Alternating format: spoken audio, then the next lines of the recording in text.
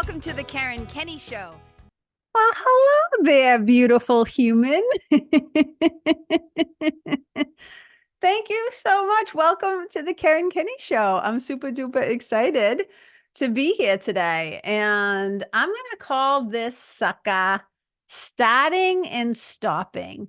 Starting and stopping. And of course, there's a story. There's always a story. There's always a story or two. And I'm going to dive into where the inspiration for this came and all of that. But before I do, I just want to say hi. Thank you so much for being here. I appreciate you spending a little time with me. If you're new to the show, welcome, welcome. Come on in, take a seat. It always makes me think of like when Mr. Rogers would come in and he would hang up his jacket and put on his sweater and take off his shoes and put on his little sneakers. Like that's how I feel every time I do a show. Okay. And here's what I want to say. If you are not on my newsletter yet, if you do not get my emails weekly, I want to invite you to sign up because you're going to get this podcast delivered right into your inbox every Thursday morning. You'll find out what I'm up to, what kind of shenanigans, if I'm doing any fun events, shit like that. And you just go to KarenKenney.com/sign up. I would love to have you join our little email community. That would be fantastic. Okay, let's dive into this sucker. So some of you might know that obviously I'm a Massachusetts kid. I'm a little #evolved masshole. But I still love me some Boston boys. So meaning, like I always say, like Ben and Matt, Mark and Donnie, like all of them, Casey, Affleck. I love all those Boston kids. So Mark Wahlberg, I'm a fan. My sweetie always kind of rolls his eyes at me, but I'm a fan. And some of you might know that he is somebody who gets up like wicked early in the morning and he trains. He has this like incredible gym inside of his home, but he also I've seen videos like when he travels, if they do, he brings like a whole gym with him. It is insane. But here's my point. So I see this video, I think it was on Instagram or whatever. And it's him, and he's talking about how he gets up at like 3:15 a.m. or 3:20 or 4, whatever it is, at the crack of dawn, before dawn, and he's working out. And there's this other guy in the video with him, and he's like, we're here, we're getting our workout in, we're doing this whole thing, and then he kind of hits the other guy, like in a friendly way, like taps his chest, and he's like, hey, but this time, we're gonna stay in shape. So what it leads me to believe is this is a guy who either works for him, works with him, whatever, who they have gotten into shape before. And then somehow that discipline, that consistency went out the window. And now they're going to do it again for this guy because he taps him and he's like, hey, but this time we're going to stay in shape. And then Mark looks at the camera and he says this, and he's saying it to the guy. I think he looked at the camera, but I felt like he looked at the camera. But then he said to the guy, he said, look, it's harder to get in shape than to stay in shape. And I was like, oh, Mark Wahlberg, just dropping the wisdom, dropping the golden nugget. And I'm like, whoop, I'm going to borrow that because this is something that I talk about. I always say samesies different with my clients and with people that I'm working with. So I'm going to say that again. He said, it's harder to get in shape than to stay in shape. And it made me think about how, so there have been people in my family who were truck drivers, right? So I'm no stranger to Mack trucks and all that. And, CB radios, like I had a CB handle, when I was a kid, it's a whole thing.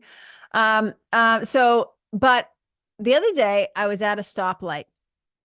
Okay. But before I got to the stoplight, I should say, I drove past this Mack truck, this 18-wheeler. Look when those things are moving, they are like, I always try to think about what would it be like if something that big moving with that much speed, carrying that much weight, right, were to crash into something, like the devastation of that impact, right? Because when those things get moving, it's like, holy shit. There's a reason why they start braking way before everybody else, when there's an off ramp, when there's a light coming up. So I drove past this Mack truck and I'm like, oh my God, this is a huge moving piece. Talk about operating heavy machinery. So I'm having all these thoughts as I drive by it. And then I get to the stoplight, and then the truck eventually comes up to the stoplight next to me, and it's idling there. Well, as soon as that light turns green, like I go, like I take off, right? I'm just in this little, like, RAV4, little kind of mini SUV, whatever. And I'm off the line. And all these other cars are like driving around it and going, because it takes some time for that thing to start going again. And it made me think about how what Mark was saying, it is harder to have to get in shape than stay in shape. It's also harder to start moving again once you've stopped. And it made me think, right? And this is how my brain works. It's like ping, ping, ping, ricochet rabbit. It's like jumping around. And I'm going to make my point. I'm going to extract from these multiple stories, kind of the spiritual principles. This episode is probably going to be pretty short, because it's short and punchy, because there's a lot here, but I don't think it's going to take too many words to make my point. So the other night in yoga class, so I've been a yoga teacher for over like 25 years. I had a studio for 10 years, a brick and mortar business.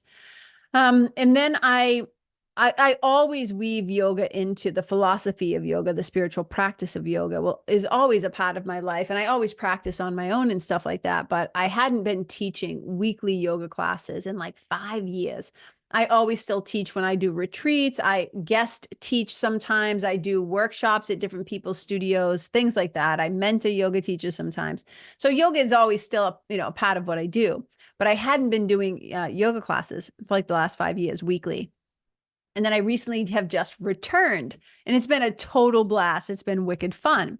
So a lot of my old students, I'm talking like students from like 20 years ago, it's so crazy, have been coming back to classes. And it's been so fun and just a delight, just like a total delight to get to see people in person again, to be able to share yoga with them, to teach, to do it's like my yoga classes, like, a fellow yoga teacher came to my class the other day and just so kindly said to me, this is way more than just a class. This is like an experience. And I was like, yes, she gets it. Because it's really like I bring all parts of me to my yoga class. So there's like spiritual mentoring in there. There's like, I put my hands on people at the end of class. I always, with permission, of course, do a little wooshy, a little head massage. In some of my classes, there's like a little hypno relaxation at the end. It's just been fantastic. But some of my students have not, necessarily kept up with their yoga practice in the last 5 years. So they're coming back to me after a long time of not really moving. And they're saying like, oh my God, KK, I'm so stiff. Like, I'm so stiff. And I'm like, yeah, move it or lose it. If you don't keep using it, if you just stop, it's not as easy to get started again. And then that made me think about, is it Newton's law? I think it's one of Newton's laws of motion or something, that says this: a body in motion tends to stay in motion unless acted on by an outside force. We're going to come back to this and I'll repeat it then. But so let's talk about what all of these little stories have in common. So we got Wahlberg saying, hey, it's harder to get in shape than to stay in shape. I see this Mack truck that has all this speed, like all this energy, and then it takes a lot to stop, and then it takes a lot to get going again. And then I have these yoga students who are coming back to class after not really moving, not really doing stuff, right? And they're like, yeah, I'm really feeling the effects of this. Of course, cause not moving your body, not doing mobility, strength, all that stuff, and now effect, right? Feeling the effects of being tight and stiff and rigid, and your joints are a little cranky and your muscles a little like, murr. You know what I mean? Okay, so what do all these have in common? Okay, what we're seeing is that it's a lot easier to just keep doing what you were doing rather than stat and stop and stat and stop and stat and stop, stat and stop. You know what I'm saying? It's like, have you had people in your life who it's almost like maybe you've been in a relationship with somebody like this, where it's like pressing the gas and the brake at the same time. It's like, If you could see me, I'm kind of doing this thing with my hands and jerking my head and making that noise, right? It's like start, stop, start, stop, start, stop, right? And we see this with habits. We see this like really good intentions. People are like, oh, I'm going to go do this thing. And they do it for 2 days and then they stop. Or they say, I'm going to start doing this thing, and they start to do it and then they stop. And here's the thing. Let's go back to this law of motion in physics. A body in motion tends to stay in motion unless acted on by an outside force. But it's also a body at rest tends to stay at rest unless also acted on by an outside force. It's a lot easier, though. Think about it. When a body is at rest, isn't it harder to get it going again if it's just been laying around for a long time? Yes. But if something is in motion, right, it's not always easy to stop it. And what I'm talking about is consistency. So I talk to people a lot about habits and rituals and practices and a DSP, right, a daily spiritual practice. And behaviors, right? What habits are simply behaviors that have now become automated. They become so routine that you don't even have to think about them anymore. So when we're trying to start to do something, let's just take having a DSP, a daily spiritual practice. First thing in the morning, you get up, you meditate, you say your prayers, maybe you do some breath work, you do contemplation, you do spiritual reading, you do your Course in Miracles lessons, like whatever it is, right? There's 1,000 ways to put together a DSP. Well, here's what I know to be true. It is easier to just get up each day and keep doing it.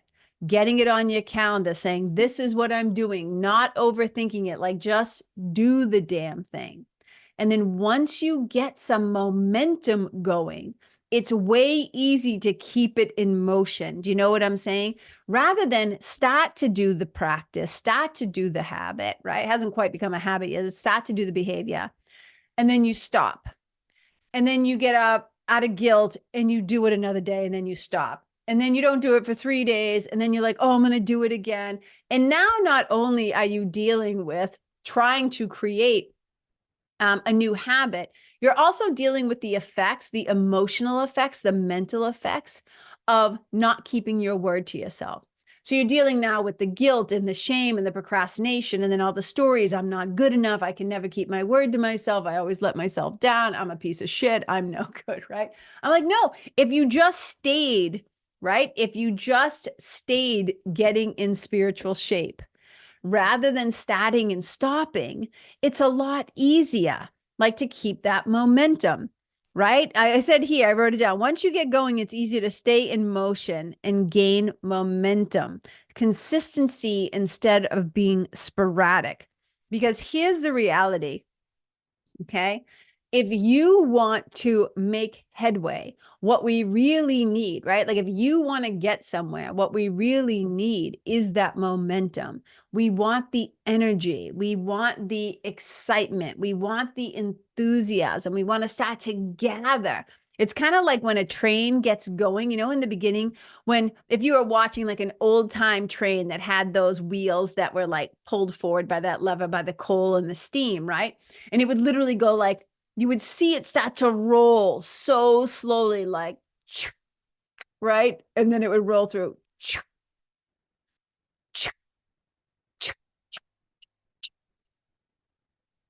Right. And then it really starts to gain speed. It gains momentum. It gains energy. And it's really hard. You ever hear them slam on the brakes? Right? If you were in Boston, I went to college at BU, right? Boston University. If you've ever ridden the green line, right? The green line, the T, the subway, you hear those screeches. They will never leave your mind. They will, I'm sure New York kids and anywhere where there's a subway, you can relate. But I just think of the green line specifically, like running right up Comm Ave, right? And just the noise of the brakes. And it's like, right? Because trying to slow down something that was in motion, it takes a lot of effort, right? But if we just let something get in motion and stay in motion and we don't keep trying to stop it, if we start to build those habitual muscles. Now, look, some people say it takes 21 days to create a habit. It really takes way longer than that, they say. So but I will say this. Let me say this. I think that there's a spectrum, Because I think that when somebody really makes up their mind, right? I've known people to watch vegan films like Cowspiracy and Seaspiracy and Forks Over Knives and all this stuff, right? The new one, Christspiracy, it's so impactful. I highly encourage everybody to go see it. I've seen people watch a movie like that and they will, boom, overnight become vegan. They will stop doing sets of behaviors that they have been doing their whole lives up to that point because they made a shift in their mind and they created a new identity. I'm not somebody who eats animals anymore. I'm not somebody who participates in the harm and the slaughter and the rape, the abuse, and the suffering of these sentient beings. Just like that on the spot. I've seen people, I'm one of them, who decided to quit smoking, did it on the spot, made a decision, said enough's enough. I'm not doing this anymore. And I never smoked again. So I do know that a habit change can happen instantaneously in one moment overnight. I also know that for some people, after about 3 weeks, they get acclimated. I'm saying some, but most people need between, right? Like 77 days. Sometimes they say 67 days, but I've heard all the way up to like 100, 300 days. Like it might take somebody like a whole year. If you're somebody who never went to the gym, right? And you're now trying to get in there, right? It might take you a little bit to start to make this part of your life and not just a thing. This is why we often say diets don't work. It's about starting to see whatever shift or change you're making as a non-negotiable, as I would say, as a change in your lifestyle, not just a change in your quote unquote eating habits or whatever. So I wanted to kind of talk about this, like how once you get going, it's easier to stay in motion. And I want to go back to this quote. It says, a body in motion tends to stay in motion unless acted on by an outside force. Now, what that means is if I roll a ball and it is going a particular direction, it will always go straight unless it's acted on by something else, like me poking that ball and making it go to the right, or poking that ball and making it go to the left, or all of a sudden there's a big drop, right? So that thing would have kept going straight, but now if it drops off of the surface and it hits the floor, now it might bounce and go sideways, right? So it will keep going and doing what it's doing unless it's acted on by an outside force. But also, I think a body in motion tends to stay in motion, right?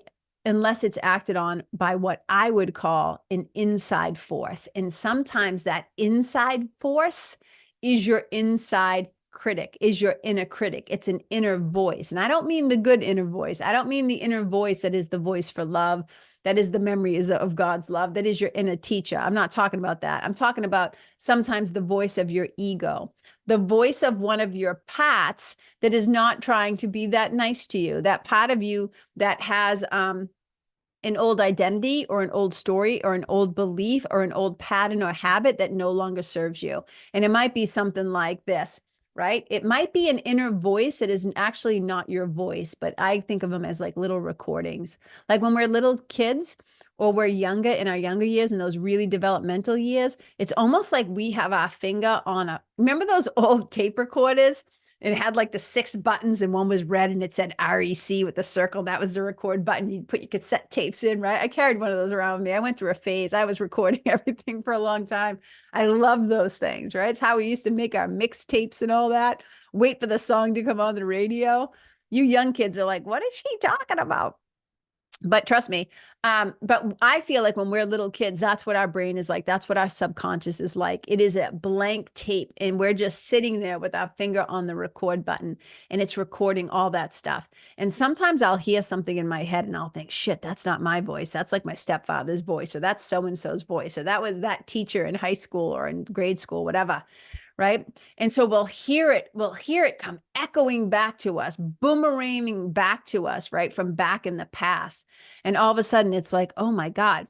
And that inside force, that inside voice will sometimes derail us, will sometimes knock us off course. It will help us to stop when what we really want to do is start or keep going.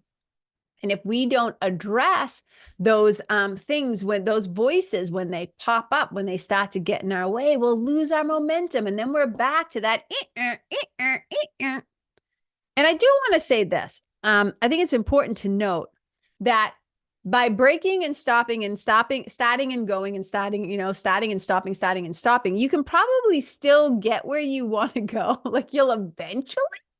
You'll eventually maybe get there by pumping the gas and then slamming on the brake and then pumping the, but it's going to take you a hell of a lot longer than if you just followed through, if you just kept the momentum. So we got to be asking ourselves, what does my stop button actually look like or sound like or feel like? Can I recognize it when it comes up in my brain, in my head, in my thoughts, in my mind? Can I recognize it when it comes up in my somatic experience in my body? Right? So what am I thinking? What is that trigger? What is the thing, right, that triggers that, call it procrastination or call it that, that momentum just kind of dwindles. It's like taking the wind out of your sails. What is it? Is it an outside force? Is it a person? Is it a relationship? You decide you're going to start to go do this thing, but the person you've been partying with or drinking with or overeating with or going to bars with or whatever the thing is, they might say something, right, that makes you second guess your choice and what you feel is right for you. Sometimes that external force that is acting upon us, that outside force, is not actually looking out for us. It's not looking out for what's best for us. It does not want us to change. It does not want to lose its partner in crime in doing all the shit that doesn't serve you or the other person, right? So we sometimes have outside forces that keeps us from taking motion, taking action, or we have the outside voice that sees us starting to take motion and they try to chop you off at the knees. They try to stop you in your tracks. Right? They don't want they don't want that kind of momentum. So they try to get you to second guess yourself. And if you come from a community or a neighborhood or a culture or a family where they say shit like, who do you think you are? Oh, you think you're too good for us now? Getting a little too big for your britches over there. If you hear that kind of language, those are the people you want to run from. Get as far away as possible, because those people are not your balcony people. If you haven't listened to that episode, go check it out, balcony people. Right? I think it's called balcony people and basement people, or maybe it's just balcony people. But those are more like the basement people. Those are the people who do not want you to get momentum. They don't want you to shine. They want to keep you from getting in shape. They want to keep you. They get bent out of shape by you getting in shape. Do you know what I'm saying? They do not have your best interest at heart, right? So there you are, you're stepping on the gas, and then all of a sudden it's like they're reaching across with their left foot and trying to slam on your brake. And it's not always that obvious. They won't make it wicked obvious. They'll just maybe try to slide a little passive aggressive comment in your direction. They try to tap into that, slide that little thing right into your little subconscious, right? And you can feel it a lot of times because the body is always paying attention. The body notices stuff, not just the mind, right? And we can feel it. We can feel it in our body. And there are people that we get around that encourage us, that give us energy, that help us feel enthusiastic, that help us feel like all things become possible, that we might not have it all figured out, but they believe in us and we get energized from that. And then there are the people who not only try to encourage us to just stop and to not do the thing, but they also will try to actually get in your way of accomplishing your dream or your goal or the new habit you're trying to create or the new identity. Because here's the thing, when you do something enough times, or you stop doing something enough times, your identity starts to shift. How you think about yourself, the stories you tell yourself. So I often will say it like this. If you are a non-smoker, if you identify as a non-smoker, it is easy for you to not smoke because you're like, I'm a non-smoker. I don't smoke. I don't do that. So it doesn't even occur to you, right? People who are non-drinkers, they're like, they don't drink because that's not who they are. It's not what they do. People who are like bodybuilders and tend to work out, right? If you got the label of bodybuilder, if you're somebody who works out, now your workouts might go in cycles depending on the season or if you're training for a show or whatever. But it's like, oh, I'm a bodybuilder. This is just what I do. So if we have an identity, I should just finally do this whole friggin' episode on identity, but right? When you have an identity of a particular thing, it's way easier to keep that quote unquote body in motion, that habit in motion, right? That pattern in motion. It's like, oh, this is just what I do because this is who I am. And who I am as this identity is how I be. You know what I'm saying? So my thoughts, words, actions are going to reflect the identity that I have. So what Mark was saying, it was so fantastic when he said, it's harder to get in shape than to stay in shape. What he's saying is once you start doing the thing, once you start moving in the direction of your dream or your goal or your fitness or whatever the thing might be, writing your book. We all know, like if you're trying to write a book, it's a lot easier to sit down each day. I'm not saying it's easy to write a book, trust me, but what I'm saying is to start to build that muscle, to make those associations with that habit, with that ritual. Although I think habits and rituals, note to self, Eron, if you're listening, note to self, I want to do a podcast on the difference between habits and rituals, but it's easier to keep doing those things consistently because then it just becomes a part of what you do. And that's what a habit is. Anything you think, say, do, believe, repeat enough times becomes automated. It becomes habituated. And it's way easier to just, because then what happens is you don't have to think about it. And there are habits, right? There are things that have become habituated, that become automated, that do not work in our favor, right? And that's part of the work that I do with people too, is recognizing like, okay, we have some patterns here. We might want to take a look at these, right? We might want to change these up and replace those old things with new, better ways, reprogramming our subconscious mind, rewiring in better, more empowering, loving beliefs, things like that, right? Like transforming your story, your old story to your glory. Like we want to do that. Okay. But just think about it. Has there something, is there a goal? Is there a dream? Is there something new that you've been wanting to do and you keep starting and stopping and starting and stopping and losing your momentum, right? Because what I'm trying to say to you is like, don't give up, keep going.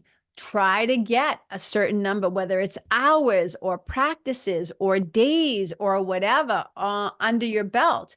You can get yourself, you can see behind me the big ass calendar. You can get yourself like a calendar where each day, each time you do it, or you can use this. I'm holding this up. So my friend KT made these and you can see, so this is my hypnosis thing, right? So I have literally this box and I put little star stickers. So I have this little calendar, right? This is for my daily hypnosis. I do hypnosis as part of my spiritual practice. And it's part of my, my, call it whatever you want to call it, but I call it, part of my habits is I do, well, this one, the ones that are in yellow, you'll see those are days that I don't have a track that I'm listening to, but these are the days. So what you can see is, look at all these shiny star stickers. How awesome. You know why? Every time I get a sticker, I get a little dopamine hit, right? I get that little reward.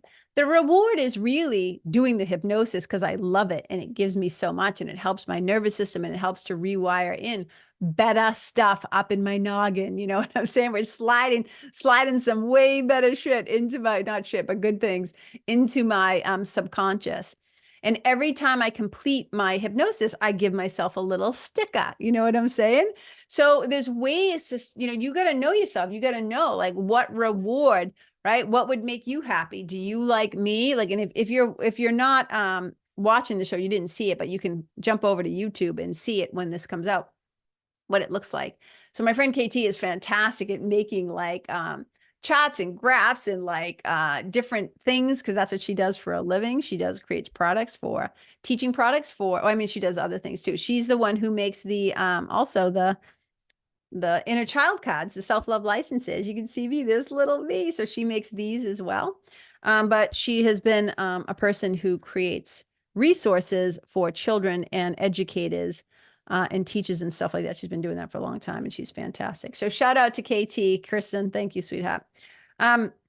This is what I want to say, you guys, is that don't get discouraged, right? There's going to be times when we're having a hard time, and just do your best with your consistency, because it's easier to stay consistent once you start going than to be sporadic and starting and stopping, because we do suffer the consequences of that. Just like my students in yoga who are like, oh my God, they're just trying to get going again. So we're about to hit, by the time that you guys hear this, we'll already be in a new 8-week session, but we're coming up on like our 7th week. So you can see that their bodies are starting to remember, like, oh yeah, this is what it was like when I went to yoga at least once a week, when I started incorporating this into my daily life, when I make time for mobility and stretching and like all that stuff. So whatever it is that you're trying to do, right?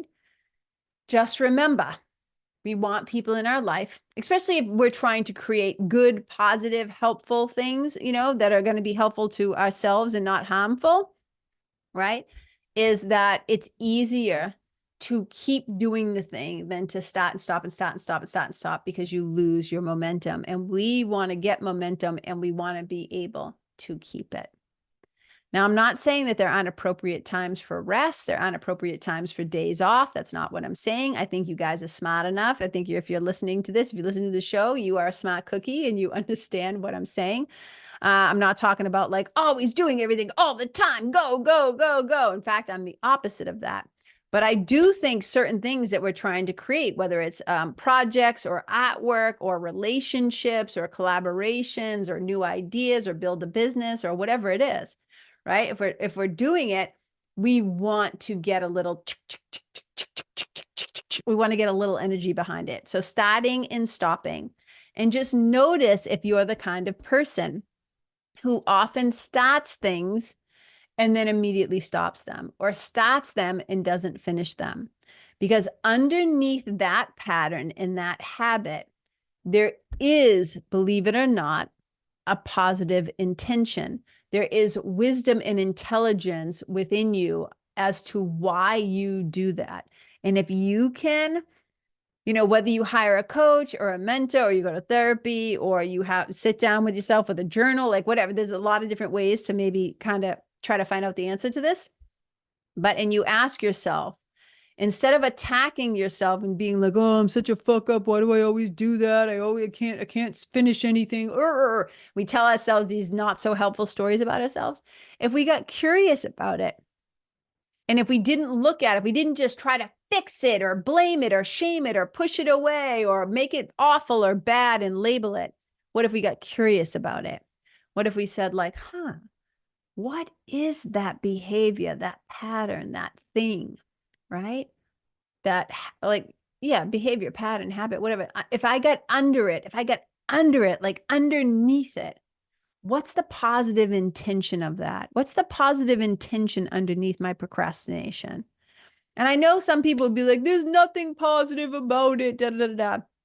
And that's not true. You just sometimes need help working with somebody who can help you to kind of, you know, create some safety in your body and in your nervous system, and use some tools to kind of get underneath it so it can be revealed to you, because you do have inner wisdom. You do have an inner teacher that does know why. And a lot of times, you know, your nervous system just wants to stay in safety. And what that means is it just stays in what's familiar. And that's why sometimes when you're trying to change a habit, it can be wicked hard. It can just be wicked hard. So, you know, this is the kind of stuff that part of kind of the stuff that I love to work with people on as a spiritual mentor, as a hypnotist, as a, you know, a life coach and a change worker, yoga teacher, all those things. I love kind of getting into this stuff with people. So if you ever want to work with me, if you ever want to see how you can work with me, just go to karenkenney.com/work with me. Check it out. Happy to help. Okay.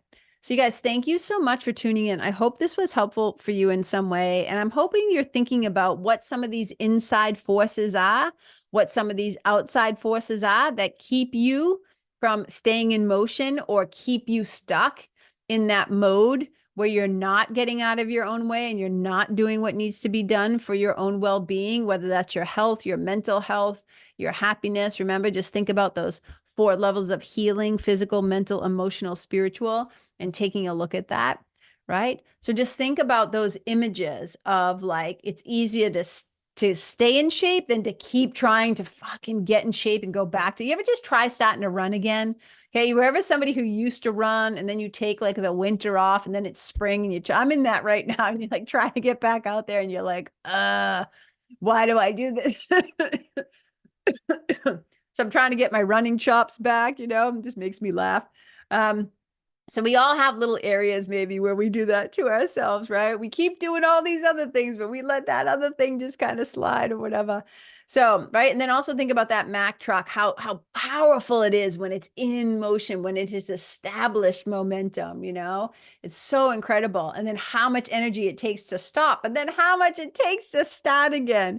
Right. And then just think about your body. If you've been sitting for a long time, look, if you have not, as we get older, I think I say everybody over 40, right? I would even say go back earlier than that, but I'm trying to be kind here.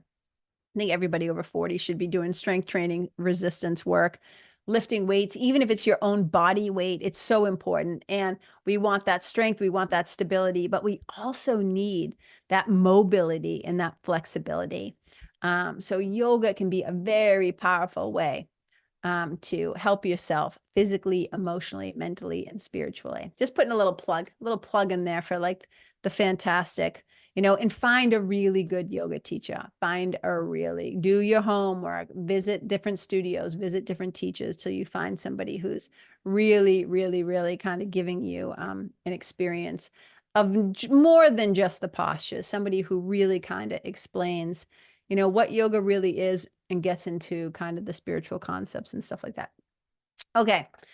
That's my little love letter from my heart to yours. I hope you're having a fantastic day or night whenever you listen to this. Thank you so much for spending a little bit of your time resource with me. I super duper really do. I really, really, really do appreciate it. I'm so happy I got to spend a little time with you today.